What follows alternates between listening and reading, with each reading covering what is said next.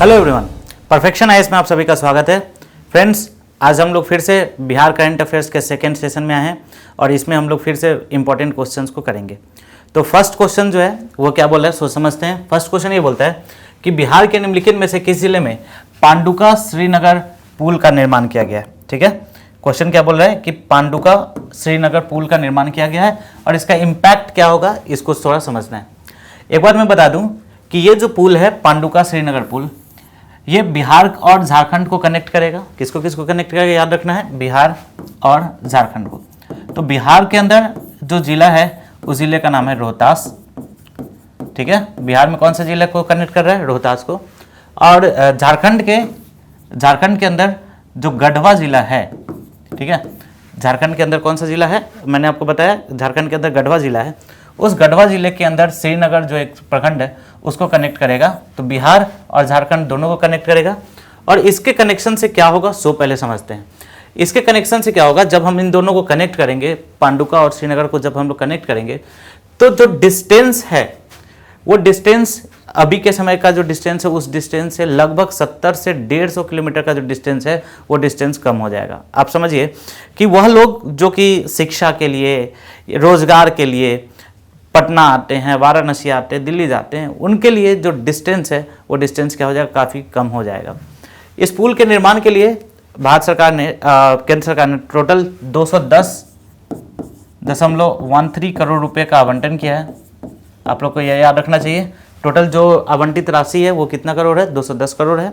ठीक है, और इस पुल का जो लेंथ है, इसकी जो लंबाई है वो लगभग 2.15 किलोमीटर है। ये थोड़ा ध्यान रखेंगे, इस पुल की लंबाई कितनी हो गई, याद करें सब लोग, लंबाई कितनी हो गई 2.15 किलोमीटर।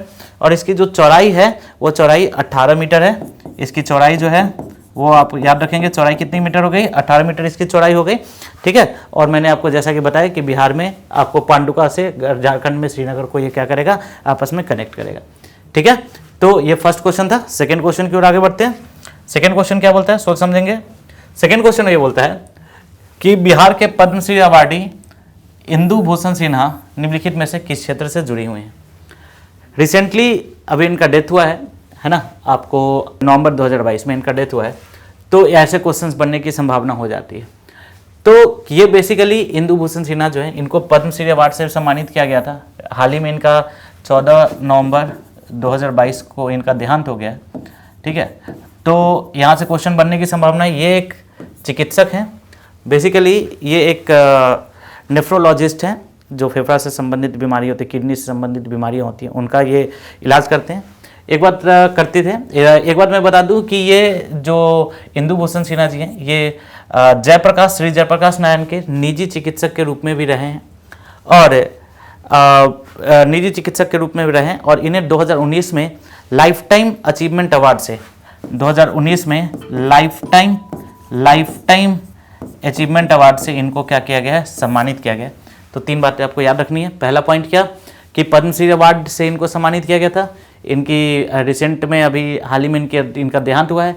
ये एक चिकित्सक थे और इनको लाइफ टाइम अचीवमेंट अवार्ड से सम्मानित किया गया। साथ के साथ ये जो हैं ये जयप्रकाश नारायण के चिकित्सक के रूप में भी ये कार्यरत थे।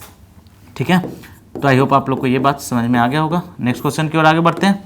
नेक्स्ट क्वेश्चन ये बोलता है चनपटिया मॉडल किस चीज़ से संबंधित है। वेरी इंपॉर्टेंट क्वेश्चन, बहुत ही इंपॉर्टेंट क्वेश्चन है ये, चनपटिया मॉडल। तो चनपटिया एक जगह है पश्चिमी चंपारण के अंदर, और ये जो चनपटिया है ये स्टार्टअप्स के लिए ये काफ़ी ज़्यादा फेमस रहा है। ठीक है, और मैंने पहला पॉइंट क्या बताया, ये पश्चिमी चंपारण के अंदर है, पश्चिमी चंपारण के अंदर। और जो भी कोविड के समय में जो भी प्रवासी मजदूर आए थे, प्रवासी मजदूर, उन प्रवासी मजदूरों के लिए स्थानीय तौर पर इनको जॉब प्रोवाइड कराने के लिए ये मॉडल आया था। और ये काफ़ी एक सक्सेसफुल मॉडल रहा और इनफैक्ट सारे जगहों पे इस मॉडल का अनुसरण किया गया, इस मॉडल को अपनाया गया है। तो ये जो चनपटिया मॉडल है, इसका आंसर क्या हो जाएगा कि ये स्टार्टअप से संबंधित है, नए नए स्टार्टअप्स के लिए, और ये कोविड के समय में शुरू किया गया था। और ये जो चनपटिया है यह बेसिकली प्रवासी श्रमिकों को रोजगार के अवसर उपलब्ध कराने के लिए ये किया गया था। और इससे क्या होती है कि राज्य की जो अर्थव्यवस्था है वो अर्थव्यवस्था को क्या मिलता है, बढ़ावा मिलता है। इसमें जो प्रवासी मजदूर हैं उनको टेक्सटाइल का वर्क हो गया, कढ़ाई का वर्क हो गया, लकड़ी फर्नीचर का वर्क हो गया, ये सारे कामों में उनको संलग्न किया जाता था, इन सारे कामों में उनको दिया जाता था। तो थर्ड क्वेश्चन है, ये भी काफ़ी इंपॉर्टेंट है, इसको आप लोग ध्यान रखेंगे। नेक्स्ट क्वेश्चन है, बिहार के सीतामढ़ी जिले में स्थापित सीता माता की मूर्ति की ऊंचाई कितनी है? आपको पता होगा अभी हाल ही में यह घोषणा की गई है कि सीता माता की मूर्ति बिहार के सीतामढ़ी जिले में स्थापित की जाएगी, जो कि सबसे बड़ी मूर्ति होगी सीता माता की। यह सीतामढ़ी जिले के राघोपुर बखरी में स्थापित किया जा रहा है, सीतामढ़ी जिले के राघोपुर बखरी में। और इसकी जो ऊंचाई है वो ऊंचाई टोटल 251 फीट है। आपको याद रखना चाहिए, टोटल जो इसकी ऊंचाई है वो क्या है, 251 फीट है ना। और इसका निर्माण जो है रामायण शोध परिषद द्वारा, इस मूर्ति का जो निर्माण है, मूर्ति का निर्माण कार्य ये किया जा रहा है रामायण शोध परिषद द्वारा, रामायण शोध परिषद द्वारा इसका निर्माण किया जा रहा है। मूर्ति का निर्माण कार्य जो है वो किसके द्वारा किया जा रहा है, रामायण शोध परिषद के द्वारा किया जा रहा है। और यह देश में सीता माता की सबसे ऊंची, देश में सीता माता की सबसे ऊंची मूर्ति होगी, सबसे ऊंची मूर्ति होगी, ठीक है, सबसे ऊंची मूर्ति होगी। आई होप आप लोग को ध्यान रहेगा, ठीक है। तो ये 3-4 पॉइंट्स हैं जो कि आपको याद रखना चाहिए।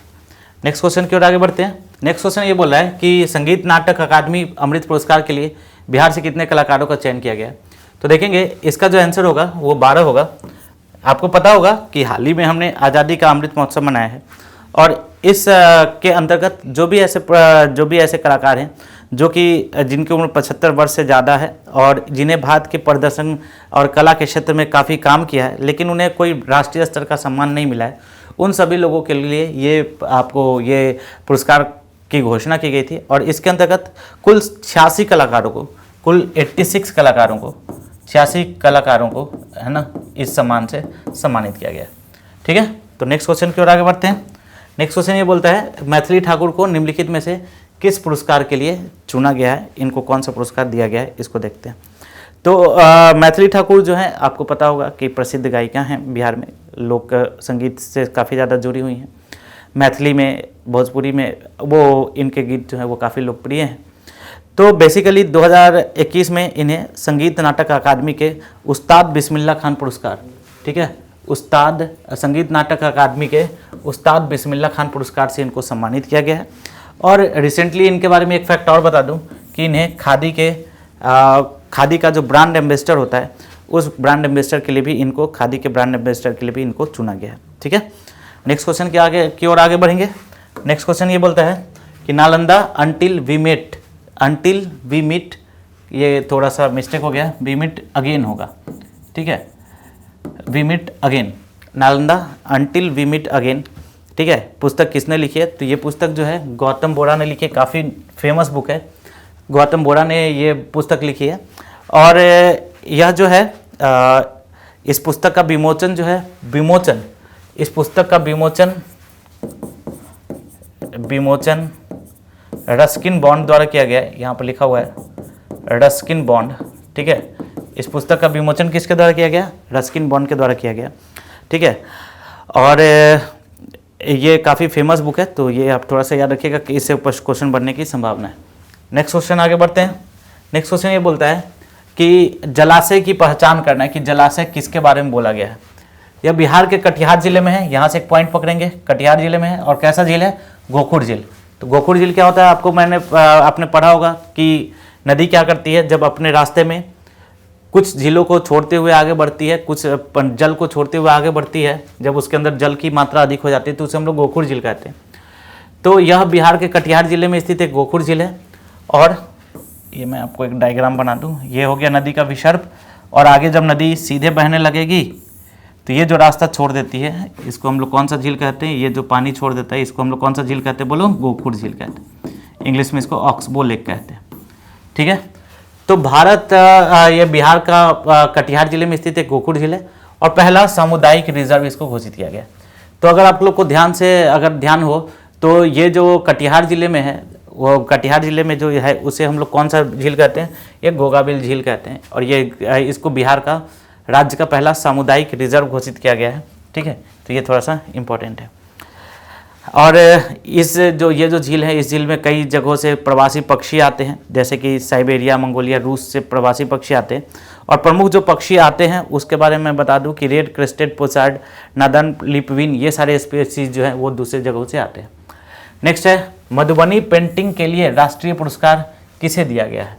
राष्ट्रीय पुरस्कार दिया गया है बिभालाल को। ठीक है, और इनकी जो रचना है, इनका जो कार्य है कृष्ण लीला में, उस कार्य के लिए इनको दिया गया है कृष्ण लीला। कृष्ण लीला में जो इनका कार्य है, इस कार्य के लिए उन्हें राष्ट्रीय पुरस्कार से सम्मानित किया गया है। ठीक है, और मिथिला पेंटिंग में उन्हें राज्य पुरस्कार भी मिला हुआ है 2009 में, और बिहार कला पुरस्कार भी मिला हुआ है, तो ये काफ़ी फेमस है। आगे बढ़ते हैं नेक्स्ट क्वेश्चन की ओर। बिहार खादी हस्तशिल्प और हथकरघा राजदूत के रूप में किसे नियुक्त किया गया है? तो ये तो रिसेंटली अभी मैंने आपको बताया था कि किसे नियुक्त किया गया है, मैत्रेयी ठाकुर को नियुक्त किया गया है। नेक्स्ट क्वेश्चन है, केंद्रीय भूजल बोर्ड द्वारा जारी एक रिपोर्ट के अनुसार बिहार के कितने जिलों में यूरेनियम, बिहार के कितने जिलों में यूरेनियम जो है वह अधिक पाया गया है ना, पाया गया है, इसके बारे में देखना है। तो इसका आंसर होगा 9। मैं अभी थोड़ा सा इसके बारे में कुछ डिटेल बातें बताता हूँ कि ये जो एनालिसिस किया गया है ये केंद्रीय भूजल बोर्ड द्वारा किया गया है। केंद्रीय भूजल बोर्ड के द्वारा इसका अध्ययन किया गया है। और ये जो केंद्रीय भूजल बोर्ड है, इसने बताया है कि 9 जिलों में यूरेनियम की जो मात्रा है वो निर्धारित सीमा से क्या है, अधिक है। ठीक है, और ये जो 9 जिले हैं वो कौन कौन से हैं, सो लिख लोगे आप लोग, याद करोगे। सारण, भभुआ, ठीक है, सारण हो गया, भभुआ हो गया, मधेपुरा, खगड़िया, नवादा, मधेपुरा, खगड़िया,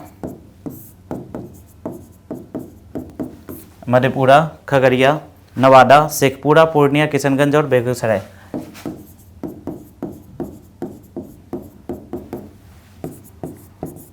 शेखपुरा, पूर्णिया, किशनगंज और बेगूसराय, इन जिलों में जो यूरेनियम की मात्रा है वो जितनी मात्रा होनी चाहिए उस मात्रा से कहीं अधिक है। यूरेनियम शरीर के अंदर जाता है तो विभिन्न प्रकार के प्रॉब्लम जैसे थायराइड कर सकता है, कैंसर्स के लिए ये उत्तरदायी हो सकता है, बोन मैरो प्रॉब्लम्स हो सकते हैं, कैंसर जैसे डिजीजेज भी हो सकते हैं। तो इसलिए देखा गया है, और बिहार के 9 जिलों का मैंने नाम बताया, इन 9 जिलों में यूरेनियम की मात्रा जो है वह जितनी मात्रा होनी चाहिए उस मात्रा से क्या है, अधिक है। नेक्स्ट है, बिहार में कौन सा 100% डिजिटल बैंकिंग वाला पहला जिला बन गया है? तो ये बहुत इंपॉर्टेंट क्वेश्चन है, ये भी बहुत इंपॉर्टेंट क्वेश्चन है, और इस जिले का नाम है जहानाबाद। ठीक है, ये RBI, reserve bank of India, ये जो है वो किसके हेल्प से बना है? सो देखो, रिजर्व बैंक ऑफ इंडिया। ठीक है, और केंद्रीय वित्त मंत्रालय के संयुक्त प्रयास से, केंद्रीय वित्त मंत्रालय के संयुक्त प्रयास से यह बिहार का ये जो जहानाबाद जिला है वो 100% जो है वो क्या डिजिटल बैंकिंग वाला बैंक बन गया है, डिजिटल बैंकिंग वाला जिला बन गया है। 3 जिलों में पायलट प्रोजेक्ट के तौर पर शुरू किया गया था, और अरवल, इसके अलावा अरवल और शेखपुरा में भी हम लोग कुछ टाइम में, इसके अलावा और कौन कौन से जिले में ये पायलट प्रोजेक्ट के तौर पे शुरू किया गया था? पायलट प्रोजेक्ट के तौर पे शुरू किया गया था अरवल में और शेखपुरा में।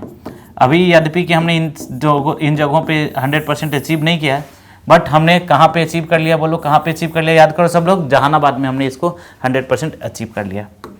नेक्स्ट क्वेश्चन है, निम्नलिखित में से किस योजना के तहत बिहार में 87 नए पाठ्यक्रम लाए जा रहे हैं? तो आंसर क्या होगा? छात्र क्रेडिट कार्ड योजना। पहले ऑलरेडी 42 पाठ्यक्रम थे, इसमें नए 87 पाठ्यक्रम को जोड़े जा रहे हैं। ठीक है, नए 87 पाठ्यक्रम को जोड़े जा रहे हैं, जैसे कि चमड़ा उद्योग, फैशन उद्योग, ये वस्त्र डिजाइन उद्योग, ये सारे इसमें जोड़े जा रहे हैं। इसमें स्नातक और स्नातकोत्तर की जो पढ़ाई है वो शुरू होगी इसमें, और इससे जो है ज़्यादा से ज़्यादा पाठ्यक्रमों में लोग शामिल हो सकेंगे। नेक्स्ट क्वेश्चन बोलता है, निम्नलिखित में से बिहार के किस जिले में बिहार राज्य का पहला मल्टी मॉडल लॉजिस्टिक पार्क बनाया जाएगा? पहले तो ये बात समझ लो कि मल्टी मॉडल लॉजिस्टिक पार्क क्या होता है। एक ऐसा पार्क, एक ऐसा जगह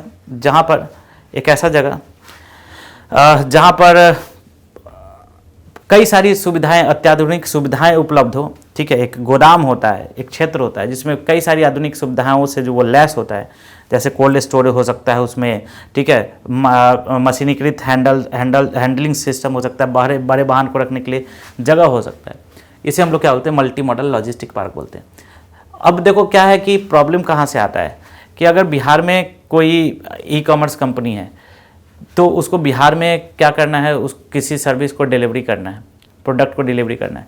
तो अगर लॉजिस्टिक पार्क नहीं होगा तो क्या होगा, उन्हें फिर बाहर से सामान लाना होगा और बिहार में उसको क्या करना होगा, पहुंचाना होगा। तो अगर इस तरीके का लॉजिस्टिक पार्क होता है तो बहुत सारी ई कॉमर्स कंपनियां भी क्या करती हैं कि बिहार में चीज़ों को, सामान को क्या करेगी, स्टोर करके रखेगी और फिर बिहार में ही उसको डिलीवर करेगी। तो इसलिए एक मल्टी मॉडल लॉजिस्टिक पार्क जो है बिहार में खोलने की, बिहार के पटना ज़िले के जैतिया गांव में इसको खोलने की बातें शुरू हो गई है ना, और इसकी घोषणा की जा चुकी है। नेक्स्ट क्वेश्चन है, बिहार के कितने गांव में PHED विभाग ने राज्य के ग्रामीण क्षेत्रों में पानी उपलब्ध कराने के लिए हैंडपंप की सूचना दी है? तो ये तो फैक्ट है, टोटल 10,000 गाँव में बोला है कि हम लोग क्या करेंगे, हैंडपंप लगाएंगे। तो ये थोड़ा देख लीजिएगा। नेक्स्ट क्वेश्चन है कि बिहार राज्य का निम्नलिखित में से कौन सा विभाग राज्य के सभी जिलों में एक बालिका संरक्षण गृह खोलेगा? तो बता दूं, बिहार का समाज कल्याण विभाग जो है ये प्रत्येक जिलों में, सभी जिलों में एक बालिका संरक्षण गृह खोलेगा। ठीक है, जिसमें बालिकाओं को संरक्षित किया जाएगा, उनको बचाया जाएगा। ठीक है, तो ये एक क्वेश्चन था, आप लोग देख लीजिएगा। ठीक है, तो आई होप कि आप लोगों ने सेशन को एंजॉय किया होगा। बहुत ज़्यादा टाइम नहीं लगाते हुए मैंने जल्दी से टॉपिक्स को कंप्लीट कराया है। नेक्स्ट सेशन में हम लोग फिर से कुछ क्वेश्चंस को करेंगे। टिल देन आप लोग रिवाइज करते रहिए, पढ़ते रहिए। All the very best for your prelims exam. Thank you.